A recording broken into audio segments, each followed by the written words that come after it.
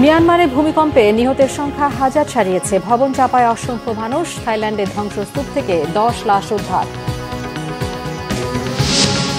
4 দিনের সফর শেষে চীন থেকে দেশের পথে ডক্টর ইউনূস জানালেন, নতুন বাংলাদেশ হবে স্বচ্ছতা, জবাবদিহিতার।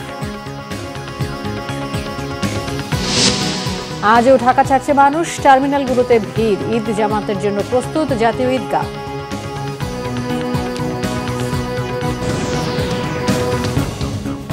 দেখছিলেন ক্রাউন সিমেন্ট সংবাদ শিরোনাম, এবারে বিস্তারিত। শক্তিশালী ভূমিকম্পে মিয়ানমারের প্রাণহানি হাজার ছাড়িয়েছে। আহত হয়েছে 2000-এর বেশি মানুষ। থাইল্যান্ডে নিহত হয়েছে কমপক্ষে 10 জন। মিয়ানমারে নিহতের সংখ্যা 10,000 ছাড়াতে পারে বলে আশঙ্কা করা হচ্ছে। নেপিডো, সাইগাইং, মান্দালয় সহ 5টি শহরে ধসে পড়া ভবনের নিচে চাপা পড়েছে অসংখ্য মানুষ। সাহায্যের হাত বাড়িয়েছে জাতিসংঘ, যুক্তরাষ্ট্র সহ বেশ কয়েকটি দেশ। শহীদ আরাফাতের ডেস্ক রিপোর্ট। 7.7 মাত্রার শক্তিশালী ভূমিকম্পে বিপর্যস্ত মিয়ানমারে যতই বাড়ছে উদ্ধার তৎপরতা, ততই বাড়ছে হতাহতের সংখ্যা। শুক্রবারের ভূমিকম্পে দেশটিতে সবচেয়ে বেশি ক্ষতিগ্রস্ত হয়েছে রাজধানী নেপিডো, সাইগাইং, মান্দালয় সহ 5টি শহর। আশঙ্কা করা হচ্ছে এসব শহরে ধসে পড়া ভবনের নিচে চাপা পড়েছেন অসংখ্য মানুষ। মান্দালয় ও ইয়ানগন শহরে বিদ্যুৎ ও যোগাযোগ ব্যবস্থা ভেঙে পড়ায় ব্যাহত হচ্ছে উদ্ধার কার্যক্রম। সময় গড়ানোর সাথে সাথে বাড়ছে মানুষের আর্তনাদ। মান্দালয় শহরে হাজার হাজার মানুষ বাড়ির বাইরে অবস্থান করছেন। আতঙ্কে ঘরে ফিরছেন না তারা। রাজধানী নেপিডোর রাস্তায় দেখা দিয়েছে ফাটল। জান্তা সরকারের পক্ষ থেকে মিয়ানমারের মান্দালয়, সাইগাইং সহ 6টি অঞ্চলে জরুরি অবস্থা জারি আছে। জান্তা প্রধান মিন অং আন্তর্জাতিক সাহায্যের জন্য আবেদনের পর জাতিসংঘ, যুক্তরাষ্ট্র সহ বেশ কয়েকটি দেশ এগিয়ে এসেছে। আমরা সব ধরনের সাহায্য করতে প্রস্তুত। মিয়ানমারে যা ঘটেছে তা খুবই দুঃখজনক। এই খারাপ সময় যুক্তরাষ্ট্র পাশে আছে। এ বিষয়ে মিয়ানমার সরকারের সাথে কথা হয়েছে। এদিকে থাইল্যান্ডের শতাধিক মানুষ হতাহত হয়েছে। দেশটির রাজধানী ব্যাংককে 33 তলা ভবন ধসে চাপা পড়া শ্রমিকদের উদ্ধারের কাজ চলছে। এর আগে শুক্রবার স্থানীয় সময় বেলা 12:50 দিকে মিয়ানমারে আঘাত হানে 7.7 মাত্রার শক্তিশালী ভূমিকম্প। এটির কেন্দ্র ছিল মিয়ানমারের মান্দালয় শহর থেকে প্রায় 17 কিলোমিটার দূরে। ভূমিকম্পের উৎপত্তিস্থল ছিল ভূপৃষ্ঠের 10 কিলোমিটার গভীরে। Shahid Arafat, Bangla vision news desk. চীনের পিকিং বিশ্ববিদ্যালয় থেকে সম্মানসূচক ডক্টরেট ডিগ্রি গ্রহণ করেছেন অন্তর্বর্তীকালীন সরকারের প্রধান উপদেষ্টা ডক্টর মোহাম্মদ ইউনূস। অনুষ্ঠানে দেয়া বক্তব্যে অধ্যাপক ইউনূস বলেন, নতুন বাংলাদেশে স্বচ্ছতা, জবাবদিহিতা নিশ্চিত আর ক্ষুধা ও দারিদ্র্য মুক্তি অগ্রাধিকার পাবে। মোহাম্মদ ইউনূস বলেন, আমাদের নতুন সভ্যতা গড়ে তুলতে হবে। সেখানে শুধু সম্পদ জড়ো করা নয়, সেখানে কার্বন নিঃসরণ, বেকার ও দারিদ্রতা শূন্যে নিয়ে আসতে হবে। চীন সফরের শেষ দিনে মোহাম্মদ ইউনূসকে চীনের পিকিং বিশ্ববিদ্যালয় সম্মানসূচক ডক্টরেট ডিগ্রি দেয়। অনুষ্ঠানে দেয়া বক্তব্যে প্রধান উপদেষ্টা নতুন বাংলাদেশে স্বচ্ছতা, জবাবদিহিতা, দারিদ্র্য মুক্তিকে অগ্রাধিকার দেওয়ার কথা জানান। চাকরি খোঁজাকে ভুল চিন্তা উল্লেখ করে তরুণদের উদ্যোক্তা হওয়ার আহ্বান জানান প্রধান উপদেষ্টা। That we had until last year.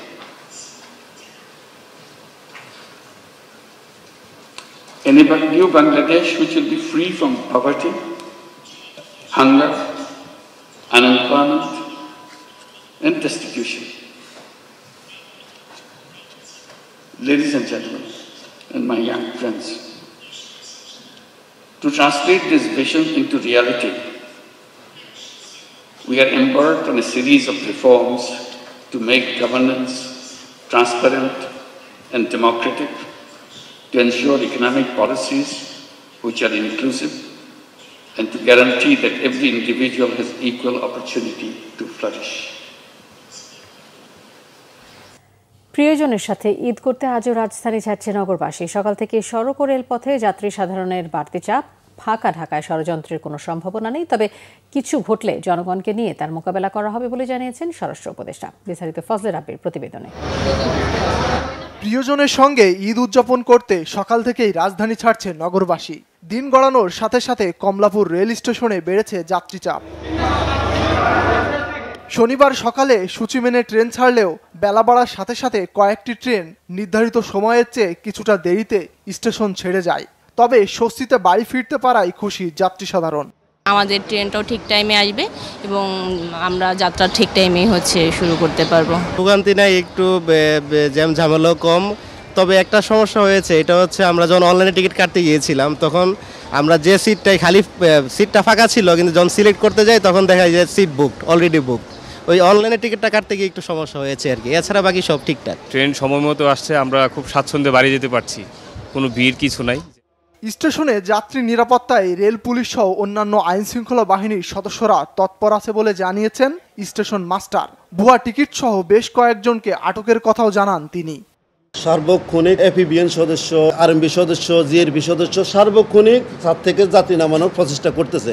এরপরও ট্রেন রানিং ট্রেনের ভিতরে যদি কেউ দু একজন উঠে যায়, সেক্ষেত্রে তখন যদি নামানোর চেষ্টা করো, এটা জীবনহানির ঘটনা ঘটতে পারে। সেজন্য আমরা এটা নিরাপদ যাত্রার ক্ষেত্রে বা নিরাপত্তার ক্ষেত্রে, সেক্ষেত্রে রানিংয়ের ক্ষেত্রে আমরা আর এই ব্যবস্থাটা সচরাচর নিতে পারি না। এটা টিকিট বলা যাবে, কম্পিউটার এডিট করি যে টিকিটটা দিচ্ছে। একজন যাত্রী কতটুকু অসচেতন হলে এই টিকিটটা কিনতে পারে টাকা দিয়ে? এটা একটা কাগজ, এটা টিকিট না, এটা কোনোভাবে টিকিট বলার কোনো সুযোগ নাই। এদিকে ঈদে বাড়ি ফেরা যাত্রীদের চাপ বেড়েছে গাবতলীতেও। কয়েকটি বাসে বাড়তি ভাড়া আদায়ের অভিযোগ থাকলেও নির্বিঘ্ন যাত্রায় খুশি যাত্রী সাধারণ। ফাঁকা ঢাকার বাসাবাড়ির নিরাপত্তা নিশ্চিতে আইন শৃঙ্খলা বাহিনী সতর্ক অবস্থানে আছে বলে জানিয়েছে স্বরাষ্ট্র উপদেষ্টা। আগেই বলানো হয়েছে যে সবাই ছুটি ভোগ করতেছে, কিন্তু আমার পুলিশ কিন্তু সশস্ত্র বাহিনী, পুলিশ, বিজিবি, আনসার, এরা কিন্তু কেউ ছুটিতে যাচ্ছে না। এরা কিন্তু এই নিশ্চিতভাবে যেন এই মানে আইন শৃঙ্খলা যেন ভালো থাকে, এই জন্য তারা কাজ করে দেন। এই জন্য আপনারা কিন্তু তাকেও একটু ধন্যবাদ দেওয়া দরকার। এরা কিন্তু কেউ ছুটিতে যাচ্ছে না। এরা আপনারা যেন ভালোভাবে যেতে পারেন, আপনার বাসা বাড়ি যেন রক্ষিত থাকে, এই জন্য সব ধরনের ব্যবস্থা নেওয়া হয়েছে।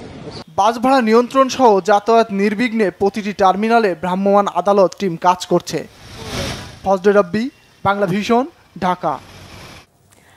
ঢাকা ময়মনসিংহ, ঢাকা টাঙ্গাইল ও ঢাকা টাঙ্গাইল যমুনা সেতু মহাসড়কে গাড়ির চাপ থাকলেও নেই দীর্ঘ যানজট। স্বস্তিতে বাড়ি ফিরছেন ঘরমুখ মানুষ।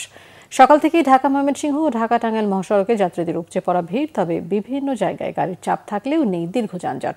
অনেকটা স্বস্তিতে গন্তব্যে যেতে পারছে সাধারণ মানুষ। সড়কে শৃঙ্খলা বজায় রাখতে পুলিশের পাশাপাশি ভ্রাম্যমাণ আদালত, সেনাবাহিনী ও র্যাব সহ সংশ্লিষ্টরা কাজ করে যাচ্ছেন। সকাল থেকেই গাড়ির চাপ ঢাকা টাঙ্গাইল যমুনা সেতু মহাসড়কে, তবে নেই যানজট। এদিকে ঢাকা থেকে উত্তরবঙ্গগামী লেন সিরাজগঞ্জেও যাত্রীদের প্রচুর চাপ, তবে কোথাও যানজট বা দুর্ভোগের সৃষ্টি হয়নি। ঢাকা মাওয়া মহাসড়ক হয়ে পদ্মা পাড়ি দিচ্ছে দক্ষিণ ও দক্ষিণ পশ্চিমাঞ্চলের মানুষ। ভোর থেকেই স্বাভাবিক ছিল যান চলাচল।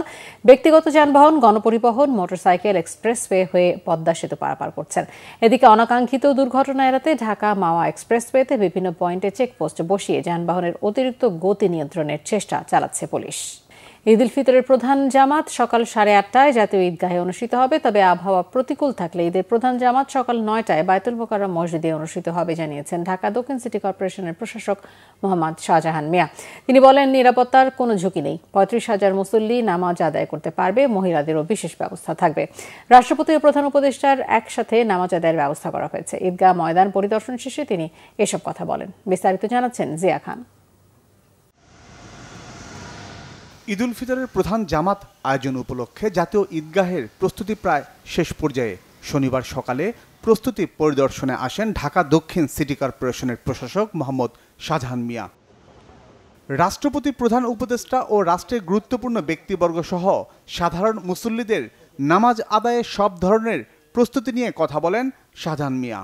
8:30টায় নির্ধারণ করেছি, এবং যদি দুর্যোগপূর্ণ আবহাওয়া, এখন পর্যন্ত আমাদের কাছে যে খবর আছে তাতে আবহাওয়া খারাপ হওয়ার কোনো সম্ভাবনা নাই। তারপরও যদি হয় সেক্ষেত্রে আমরা বায়তুল মোকাররমে জাতীয় মসজিদে সেখানে সকাল 9টায় আমরা ব্যবস্থা রেখেছি। আমরা আশা করছি মহামান্য রাষ্ট্রপতি, মাননীয় প্রধান উপদেষ্টা মহোদয় দুজনই জাতীয় ঈদগাহ ময়দানে ঈদের জামাতে অংশগ্রহণ করবেন। আমাদের এই ঈদগাহে প্রায় 35,000 মুসল্লি ঈদের নামাজ আদায় করতে পারবেন। এছাড়া মহিলাদের জন্য আমাদের সুব্যবস্থা আছে। নিরাপত্তার কোনো শঙ্কা নেই দাবি করে আইনশৃঙ্খলা বাহিনীর তৎপরতা নিয়ে সন্তুষ্টির কথা জানান প্রশাসক। বিশেষ করে ছাতা নিয়ে ঈদগাহে না আসতে নিরুৎসাহিত করা হয় মুসল্লিদের। তারা তো রেগুলার আসতেছেন, ভিজিট করতেছেন, দেখতেছেন কোনো সিকিউরিটি থ্রেট আছে কিনা, এগুলো তারা এক্সামিন করতেছেন। তো আমার মনে হয় না যে এরকম কোনো তাদের তরফে এখন পর্যন্ত যে ইনফরমেশন আমাদের কাছে না, এরকম কোনো থ্রেট আমরা অনুভব করছি না। ত্রিপাল দিয়ে আমরা আমাদের এই যে শামিয়ানাটা নিয়েছি, এখানে বৃষ্টি হলেও পানিতে ভিজে যাওয়ার কোনো সম্ভাবনা থাকবে না। কাজেই কেউ যদি ছাতা নিয়ে আসে সেটা তার জন্যই বোঝা হবে। আমরা ছাতা আনাকে নিরুৎসাহিত করতেছি। জাতীয় ঈদগাহ ও আশপাশ মনিটরিংয়ে থাকবে র্যাব, পুলিশ সহ অন্যান্য আইনশৃঙ্খলা বাহিনী। সিসি ক্যামেরার নজরদারিতে থাকবে পুরো এলাকা। জিয়া খান, বাংলা ভিশন, ঢাকা। এদিকে সর্বোচ্চ নিরাপত্তা ব্যবস্থা নেওয়া হয়েছে কিশোরগঞ্জের ঐতিহাসিক শোলাকিয়া ঈদগাহ ময়দানে।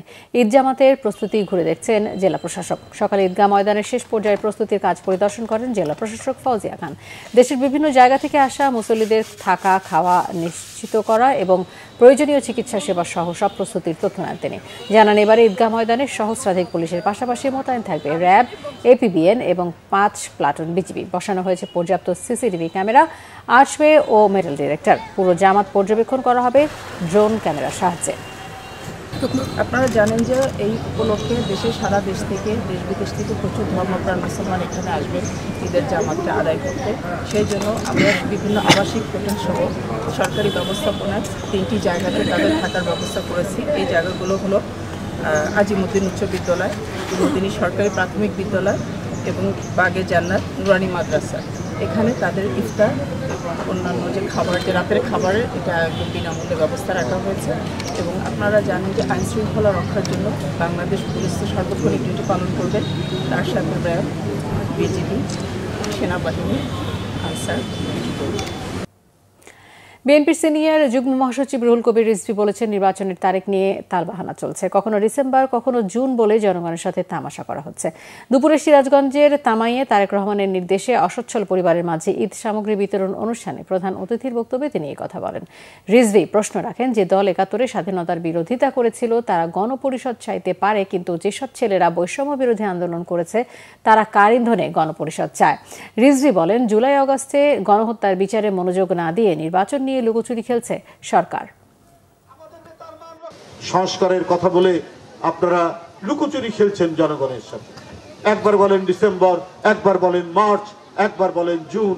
কেন এই লুকোচুরি খেলা? সংস্কার তো করবে, এর আইনি প্রক্রিয়া, এটা করবে জনগণের দ্বারা নির্বাচিত যে সংসদ, এবং যারা সরকারে আসবে তারা সংস্কারকে আইনীকরণ করবে। আপনারা সংস্কারের একটা প্রস্তাব দিতে পারেন। এদিকে 5ই আগস্ট থেকে 5 মাস, আর এদিকে যদি ডিসেম্বরও আমরা ধরি তাহলে 1 বছর 5 মাসের মধ্যে কি সুপারিশ করা যায়, তো সেটা কি করা যায় না? গুম, খুন ও হত্যায় জড়িত র্যাব কর্মকর্তাদের কেন বিচারের সম্মুখীন করা হচ্ছে না, প্রশ্ন বিএনপির আন্তর্জাতিক বিষয় কমিটির সদস্য ইঞ্জিনিয়ার ইশরাক হোসেনের। বলেন, আওয়ামী লীগের নামে দেশের মাটিতে কাউকে রাজনীতি করতে দেয়া হবে না। আওয়ামী সরকারের আমলে গুমের শিকার পরিবারের সদস্যদের মাঝে ঈদ উপহার বিতরণ অনুষ্ঠানে এসব কথা বলেন ইঞ্জিনিয়ার ইশরাক হোসেন। অনুষ্ঠানের আয়োজন করে সাদেক হোসেন খোকা ফাউন্ডেশন। এ সময় ইশরাক হোসেন অভিযোগ করেন, গুম কমিশন ধীর গতিতে চলছে। যতক্ষণ পর্যন্ত গুম খুনের ন্যায় বিচার না হবে ততক্ষণ পর্যন্ত জোরালো আওয়াজ তোলা হবে। গুমের ভয়াবহ চিত্র সবার আগে দেশের মানুষের কাছে উন্মোচন করেছে মায়ের ডাক সংগঠনের কথা উল্লেখ করে তিনি বলেন, শেখ হাসিনার রক্তচক্ষুকে উপেক্ষা করে গুমের তথ্য সামনে এনে আওয়ামী লীগকে খুনি বলার সুযোগ করে দিয়েছে মায়ের ডাক সংগঠন।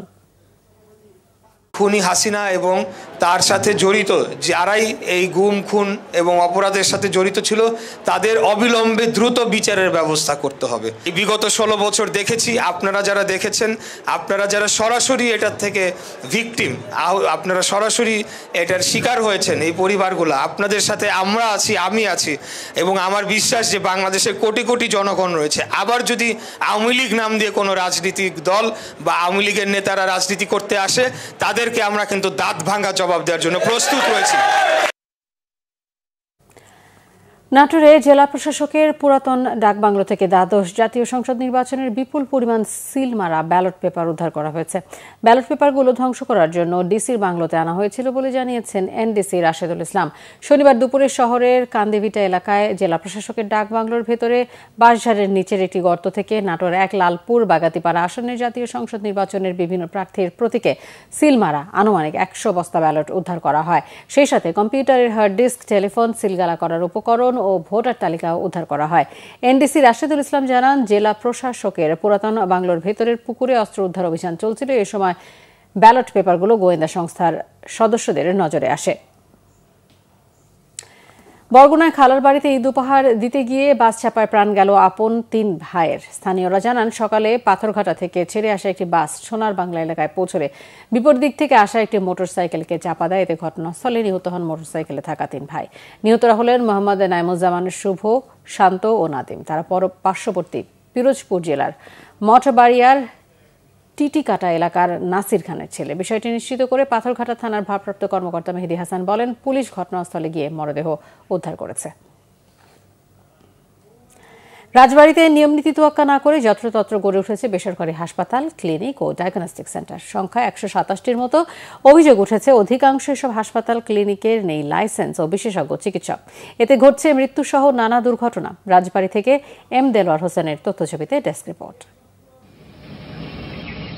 রাজবাড়ীর বালিয়াকান্দিতে তালপট্টি এলাকায় গড়ে উঠেছে Padma clinic and diagnostic centre. গত ১২ ডিসেম্বর এই ক্লিনিকে এক গর্ভবতীর ডেলিভারির সময় মৃত্যু হয় নবজাতকের। স্বজনদের অভিযোগ, চিকিৎসকের অনুপস্থিতিতে ডেলিভারির দায়িত্ব নেন ক্লিনিকের মালিক ও ২ পরিচ্ছন্নতা কর্মী, আর এতেই মৃত্যু হয় নবজাতকের।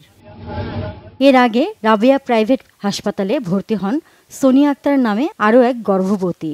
চিকিৎসকের অবহেলায় মৃত্যু হয় তার। পরে মোটা অঙ্কের টাকার বিনিময়ে মীমাংসা করা হয় বিষয়টি। একই অভিযোগ শহরের রতন ক্লিনিকের বিরুদ্ধেও।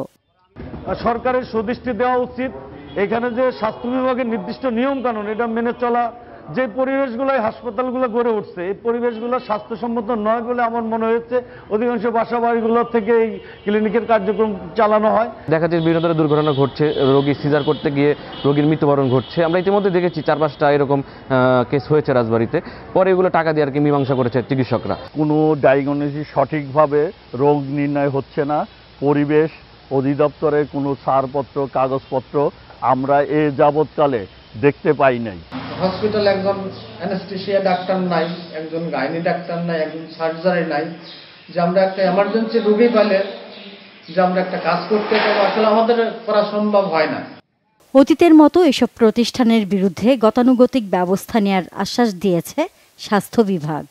যে সকল ক্লিনিক ডায়াগনস্টিক সেন্টারের লাইসেন্সের মেয়াদ উত্তীর্ণ হয়েছে তাদেরকে আমরা নিয়মিতভাবে তদারকি করি এবং তাদেরকে নোটিশ করা হচ্ছে যেন অতি দ্রুত তারা নবায়ন করেন। কিন্তু কিছু সমস্যা হচ্ছে, পরিবেশ ছাড়পত্র প্রয়োজন হয়, নার্কোটিক্স ডিপার্টমেন্টের ছাড়পত্র প্রয়োজন হয়। এইসব বিবিধ কারণে অনেকে এখন আপডেট করতে পারেন না। দ্রুত এসব অবৈধ প্রতিষ্ঠান বন্ধে প্রশাসন কার্যকরী ব্যবস্থা গ্রহণ করবে এমন প্রত্যাশা স্থানীয়দের। Bangla vision news desk. দেশের বিভিন্ন জায়গার আরো কিছু খবর নিয়ে রয়েছে ডেস্ক রিপোর্ট। ঈদ উপলক্ষে চট্টগ্রামবাসীর সার্বিক নিরাপত্তায় বিশেষ উদ্যোগ নিয়েছে র্যাব ৭। সকাল থেকেই চট্টগ্রাম মহানগরীর সিটি গেট, জিইসি মোড়, tiger pass, new market, rail station সহ গুরুত্বপূর্ণ এলাকায় বিশেষ টহল শুরু করেছে সংস্থাটি। অতিরিক্ত ভাড়া আদায় বন্ধে রাজশাহীতে অভিযান চালিয়েছে বিআরটিএ। নগরীর শিরোইল বাস টার্মিনালে এই অভিযান চালানো হয়। বিআরটিএর এক্সিকিউটিভ ম্যাজিস্ট্রেট আলপনা ইয়াসমিন বলেন, ভাড়ার তালিকা প্রদর্শন করার বিষয়ে সবাইকে সতর্ক করা হচ্ছে। বিএনপির যুগ্ম মহাসচিব শহীদ উদ্দিন চৌধুরী অ্যানি বলেছেন, হাসিনার নির্দেশে এদেশে গুম খুন হয়েছে। হাসিনার বিচার দ্রুত সম্পন্ন হলে আওয়ামী লীগও নিষিদ্ধ হবে। লক্ষ্মীপুর শহরের বশিরুল্লাহ চৌধুরী কমপ্লেক্সে ফ্যাসিস্ট সরকারের আমলে আহত ও নিহতদের পরিবারের মাঝে বিএনপির ভারপ্রাপ্ত চেয়ারম্যান তারেক রহমানের পক্ষে ঈদ উপহার বিতরণ অনুষ্ঠানে তিনি কথা বলেন।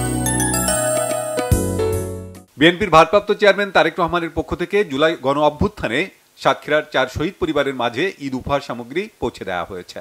জিয়াউর রহমান ফাউন্ডেশনের উদ্যোগে ঈদ সামগ্রী ও নিহত পরিবারের প্রতি সমবেদনা জানিয়ে লেখা চিঠি পৌঁছে দেন জেলা বিএনপির আহ্বায়ক কমিটির সদস্য ও জিয়াউর রহমান ফাউন্ডেশনের খুলনা বিভাগীয় কোঅর্ডিনেটর ইঞ্জিনিয়ার মোহাম্মদ আয়ুব হোসেন মুকুল। পাবনায় 1000 মানুষের মাঝে ঈদ সামগ্রী বিতরণ করেছেন বিএনপির চেয়ারপারসনের বিশেষ সহকারী শিমুল বিশ্বাস।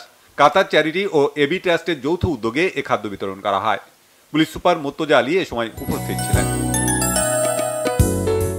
গরিব অসহায়দের সাথে ঈদ আনন্দ ভাগাভাগি করে নিতে সহস্রাধিক পরিবারের মাঝে খাদ্য সামগ্রী বিতরণ করেছেন ফরিদপুরের তরুণ উদ্যোক্তা রফিকুল ইসলাম সবুজ।